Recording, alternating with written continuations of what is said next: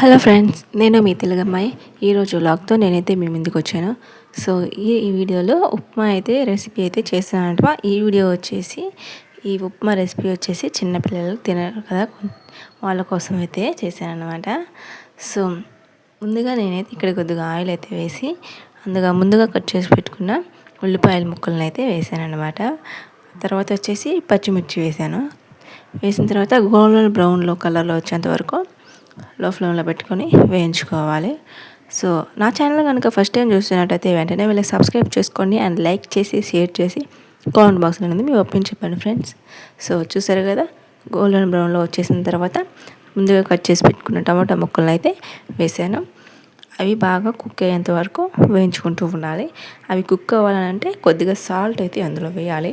ఈ ట్రిక్ కనుక మీరు ట్రై చేస్తే మనకి ఫాస్ట్గా అనేది టమాటా ముక్కలు అయితే ఉడికిపోతాయి. సో చూసారు కదా, వీడియో కంటిన్యూ అవుతుంది, చూస్తూ ఉండండి.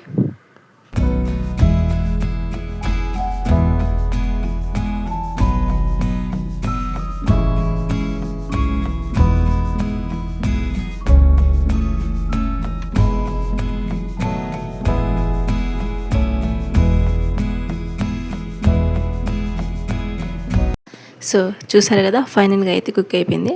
తర్వాత నేను ఇక్కడైతే వాటర్ అయితే వేసాను. కొలతలు అయితే ఏం తీసుకోవట్లేదని నా అందాజుగా నేనైతే వేసాను. మనకనేది ఉప్మా అనేది గట్టిగా ఉండకూడదు, సో కొంచెం జావలాగా రావాలి. దానికోసం నేను కొన్ని ఎక్కువగానే వాటర్ అయితే తీసుకున్నాను. వాటర్ అనేది ఇలా తెల్లిన తర్వాత ఉప్మా రవ్వనైతే అందులో వేసి మనకి ఎక్కడ కానీ గడ్డలు కట్టకుండా అలా తిప్పుతూ ఉండాలండి. సో లో ఫ్లేమ్లో పెట్టుకొని తిప్పుతూ ఉండాలి. మనకి మంట అనేది ఎక్కువ పెట్టామనుకో అవి అనేది మన మీద చిటుకులు వచ్చి పడుతూ ఉంటాయి ఎగిరి. సో ఎప్పుడు లో ఫ్లేమ్లో పెట్టుకొని మాత్రమే ఇలా చేయండి. సో చూసారు కదా, ఇలా నాలాగా తిప్పుతూ ఇలా జావులాగా చేయాలండి. ఇలా చేస్తేనే అప్పుడే పిల్లలు మనకి ఇష్టంగా అయితే తినేస్తారు. కొంతమంది తినరు, కొంతమంది తింటారు. సో మా బేబీ కోసం నేనైతే ఇలా చేశాను.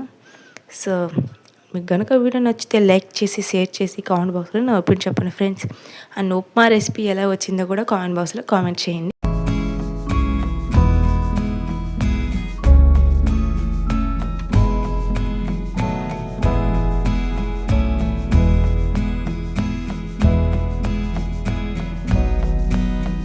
సో చూసారు కదా, మొత్తానికి ఫైనల్గా అయితే ఉప్మా అయితే రెడీ అయిపోయింది అనమాట.